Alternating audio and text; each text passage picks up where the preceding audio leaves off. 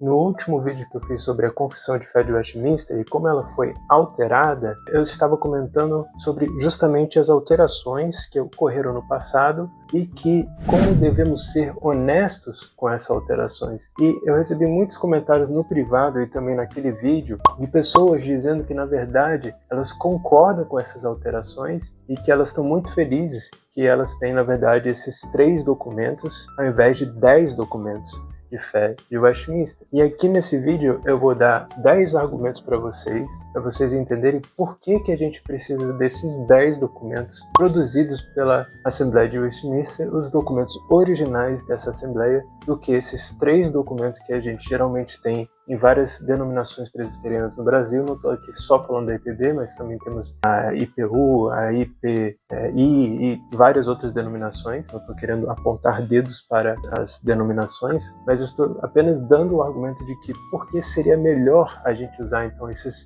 10 documentos ao invés de 3 que infelizmente também foram alterados. Se você não sabe ainda dessas mudanças que ocorreram no passado, eu recomendo que você assista aquele vídeo primeiro. Eu vou deixar aqui para vocês no cartãozinho e também no final desse vídeo, caso vocês queiram entender melhor esse vídeo aqui. Então vamos para o meu primeiro argumento, que é a confissão de fé original. Esses documentos originais de Westminster foram um esforço teológico tremendo, foi um esforço monumental de centenas de teólogos puritanos, covenantes, reformados, e eles eram guiados por verdades bíblicas. Eles oraram, eles refletiam, eles pregavam a verdade bíblica, eles passaram horas, dias, meses e anos nesse esforço contínuo para produzir esses documentos. Eles queriam ser fiéis à palavra de Deus. Então, reduzir toda essa obra a esses 3 documentos que temos, que normalmente é a Confissão de Fé, o Breve Catecismo e o Catecismo Maior, e ainda de forma alterada,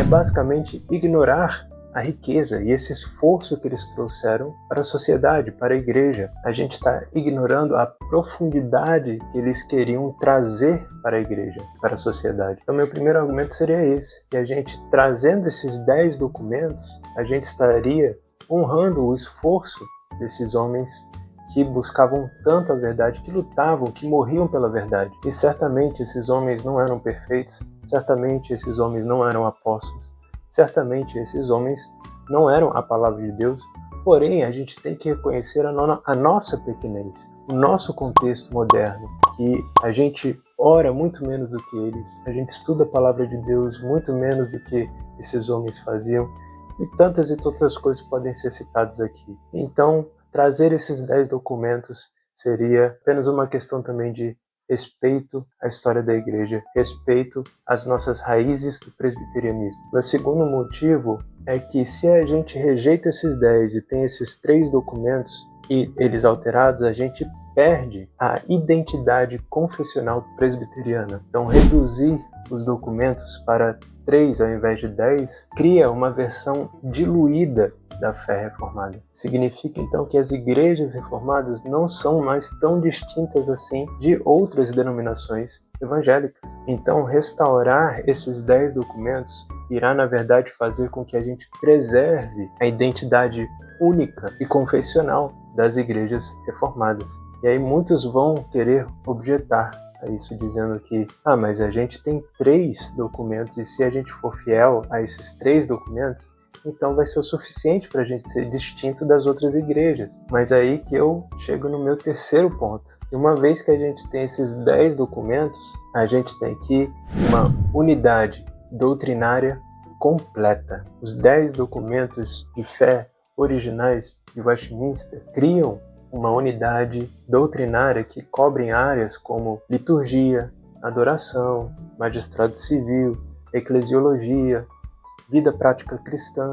E sem essa unidade, a igreja corre sérios perigos de uma fragmentação teológica, de uma fragmentação doutrinária. E é isso que a gente muitas vezes vê na prática. A gente vê tantas e tantas igrejas presbiterianas, igrejas reformadas, com padrões completamente distintos umas das outras. Congregações que, se você vai na esquina seguinte, é uma igreja renovada. Se você vai na igreja seguinte é uma igreja pentecostal. Se você vai numa esquina seguinte é uma igreja presbiteriana conservadora. Porque sem a união desses 10 documentos, você dá espaço para outras coisas se colocarem nesse gap, nesse buraco. Por exemplo, sem o diretório de adoração pública, né, que é um documento que não foi adotado pelas igrejas presbiterianas, o diretório de culto público, né, como chamam também. Sem esse documento, muitos podem adotar práticas de culto que não são em conformidade com a verdadeira prática da igreja reformada por séculos e séculos na história da igreja. E aí é que chega meu quarto ponto,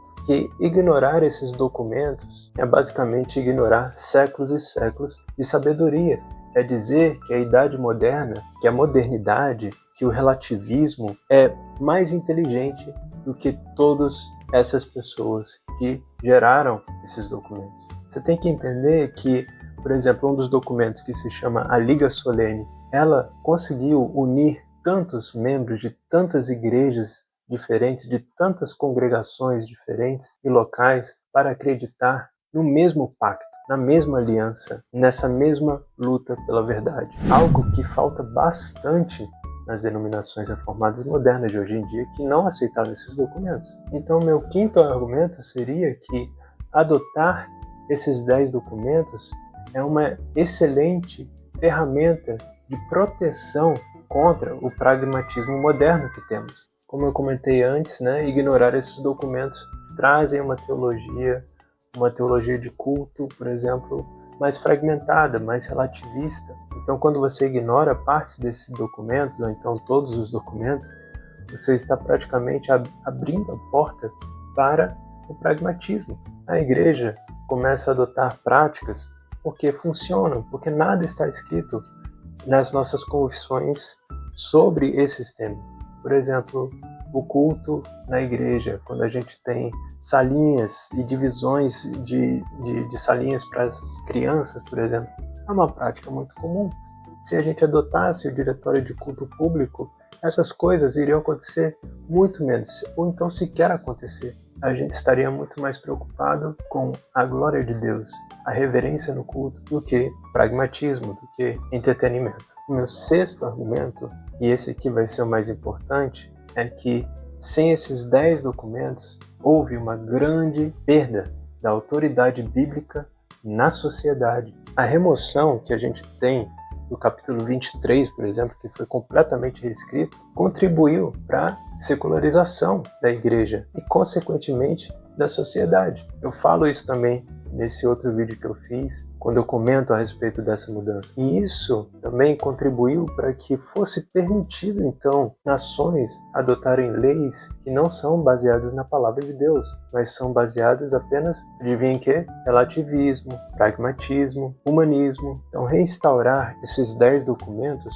seria de extrema importância, não só para a igreja, mas para a sociedade. Isso iria reforçar o papel da igreja de proclamar a lei de Deus não somente para a igreja, mas para a sociedade, para todas as áreas da vida. Então, já que a gente chegou na parte desse vídeo que provavelmente a maioria de vocês já foram embora, e quem está aqui é quem está mais interessado nessa teologia mais confessional, na importância pelo menos de buscar uma confessionalidade mais correta, mais consistente com a história da igreja, agora eu posso falar algumas verdades para vocês. Falando nisso, muito obrigado por estar assistindo esse vídeo aqui de um pequeno canal como o meu, que é tão minúsculo comparado com os dos outros, né? Mas agradeço aí a sua atenção. Se você quiser, já deixa o seu like aí para me ajudar também a compartilhar esse vídeo com mais pessoas. Então eu vou falar algumas verdades para você. Para mim, a remoção do capítulo 23 eu acho que foi a pior de todas, porque a gente está tão acostumado com a modernidade, você vê tantas pessoas falando que não teve problema. Eu até concordo com essa remoção do capítulo 23. A gente escuta muito que é maravilhoso ter essa liberdade de blasfêmia, quer dizer, de uma liberdade de expressão, né? Que é o que dizem. E a gente esquece que quem diz o que é verdadeira liberdade e o que é verdadeira expressão só pode ser Deus e não nós mesmos. Como disse um pastor presbiteriano, né, em um desses lindos debates de internet, os termos não vêm dos termos. os termos vêm de Deus. E ele estava completamente certo em afirmar aquilo. Olha como a gente se tornou frouxos teologicamente, como a gente se tornou hipócrita teologicamente. A gente afirma os 10 mandamentos dentro da igreja, talvez com os nossos amigos, mas a gente não aplica nem a metade deles no mundo real, na sociedade, na política. A gente libera simplesmente, a gente está não só liberando, mas a gente está concordando com essa liberdade para blasfemar. É isso que a gente confia que é certo na sociedade. A gente vai completamente contra os mandamentos de Deus na sociedade, concordando com os ímpios, né? Isso é por causa da modernidade, que não foi influenciada pelos cristãos, não foi influenciada pelo cristianismo, mas sim pela Revolução Francesa, pelos ateus, pelos agnósticos. Eles conseguiram essa grande façanha de pegar todos os crentes modernos, colocarem na mão deles e depois colocarem no bolso deles com todo esse discurso de liberdade de expressão, para que você pudesse ficar calado e eles pudessem ser livres para blasfemar o nome do Senhor, para blasfemar contra a igreja, para blasfemar contra Cristo Jesus, para idolatrarem o seu próprio eu, para deixarem outros ímpios idolatrarem qualquer tipo de Deus que quiserem imaginar, que quiserem criar. Ou seja, você, enquanto cristão, vai ficar calado enquanto eles podem falar à vontade. E você, por uma lavagem cerebral, vai ter que querer que isso seja feito na sociedade, para que você fique calado e eles falem. E eles doutrinem os seus filhos, os filhos dos seus filhos, com essa baboseira de liberdade de expressão. Porque venhamos e convenhamos, meus amigos, não existe neutralidade, não existe uma liberdade neutra, não existe expressão neutra. Parece que a gente está se tornando esquerdistas como quando usamos linguagem neutra, não é mesmo verdade? Então, vamos começar a repensar no que a gente está sendo ensinado e olhar para a palavra de Deus. Então vamos para o nosso 7º argumento. Os 10 documentos de fé de Westminster foram projetados para serem usados por completos, para serem todos usados e não só uma parte deles. Não foi à toa que também produziram um saltério, que seria o inário da igreja, que infelizmente a igreja presbiteriana nunca usou no contexto brasileiro, nunca sequer se preocupou em fazer uma própria versão deles. Então a Assembleia de Westminster nunca projetou os seus documentos para serem depois dispersos, para serem depois fragmentados, para serem depois recortados. Então quando a gente retira partes deles, isso causa vários e vários problemas. E aí vão trazer aquele velho argumento sobre mas até a Assembleia de Westminster reconheceu que os seus documentos poderiam estar sujeitos a mudanças, né? Assim que colocam o argumento. E até se esse argumento fosse verdadeiro, né? Porque eu acredito que é uma interpretação errônea do que realmente está escrito ali, mas até que se isso fosse verdade, você realmente estaria imaginando, vamos supor que um puritano daquele tempo estivesse vivo até hoje, você realmente iria achar que ele concordaria com todas essas mudanças que aconteceram, ou seja, a remoção desses 7 documentos que praticamente não se fala mais hoje, e que esses 3 que sobraram ainda mudaram? Você acha que isso realmente bate com a interpretação correta sobre o que a Assembleia de Westminster fala sobre edições e mudanças? Eu acredito que não. Eu acho que é forçar muita barra para que a gente possa fazer então o que a gente bem queira fazer com a confissão. A gente poderia então muito bem simplesmente rasgar esses outros 3 documentos e argumentar da mesma forma. E um ponto mais forte para justamente demonstrar essa verdade de que a Assembleia de Westminster não pensava em tantas e tantas alterações que tivemos na modernidade é que, em 8º lugar, a igreja desses homens sempre foi fiel aos documentos originais, aos 10 documentos originais. Tanto que quando algumas mudanças começaram a acontecer, em 1788, existia uma grande onda de dissidentes dessas mudanças. Muitas pessoas reclamaram sobre isso. Igrejas fiéis se manteram fiéis aos documentos originais. Por exemplo, um grande exemplo disso é a RPCNA, e é uma igreja estritamente reformada que até hoje adere aos padrões originais de Westminster. Então as igrejas reformadas historicamente manteram esses 10 padrões originais. A prática que a gente tem de selecionar apenas 3 desses documentos e mudá-los ainda por cima é uma prática moderna. Então, restaurar esses 10 documentos significa que a gente vai retornar à fidelidade histórica desses documentos. O meu nono argumento é que essas mudanças na história, infelizmente, ocorreram por causa de uma pressão cultural muito grande. Muitas igrejas se renderam à cultura. Muitas alterações, como a edição completa que fizeram do capítulo 23, por exemplo, foi devido a uma pressão cultural e não teológica. Então, quando usamos esses 10 documentos, a gente está demonstrando que a nossa igreja é uma igreja forte, é uma igreja que pode resistir à conformidade cultural. E em 10º lugar, você vai achar que esse argumento é contraditório, mas na verdade só fortalece o ponto de termos esses 10 documentos, que é que os reformadores acreditavam numa reforma contínua. E aí você vai dizer, se a reforma é contínua, então a gente precisa atualizar os documentos.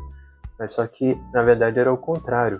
Eles buscavam uma reforma contínua na igreja e na sociedade a partir desses documentos. Então, uma vez que adotamos esses 10 documentos, a gente volta na história da igreja e a gente vê pela lente desses irmãos que foram muito mais piedosos do que nós, em reconstruir uma nação, em reconstruir a igreja a partir de padrões que são sólidos, que são completos, que não existe espaço para pragmatismo, que não existe espaço para relativismo. E meus irmãos, para finalizar esse vídeo, eu gostaria de trazer para vocês realmente o que está acontecendo ao nosso lado. Eu não preciso dizer para vocês, vocês vivem isso na prática, vocês vivem todos os dias com perseguições e com pessoas dizendo que preferem, o modo da igreja hoje em dia. Mas se você perceber a contradição desses irmãos que querem esses 3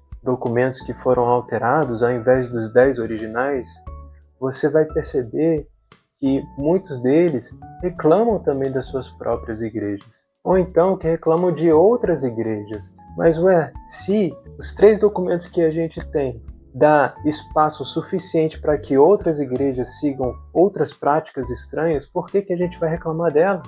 Esse é um argumento que é inclusive usado por um irmão meu, um querido irmão meu, o Edu Marques, Por que a gente vai reclamar de relativismo se a confissão de fé que a gente tem justamente abre espaço para o relativismo?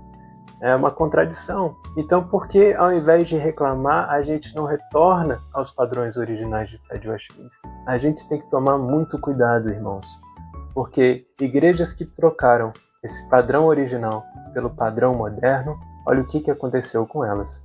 A gente está falando aqui de igrejas como PCUSA, que foi completamente destruída pelo relativismo, que foi completamente desunida pelo pragmatismo, porque não prezaram pela confessionalidade. Desde o início de 1788, quiseram ter outro padrão por causa da modernidade. E olha o que aconteceu. Então, não venhamos a imitar esses irmãos.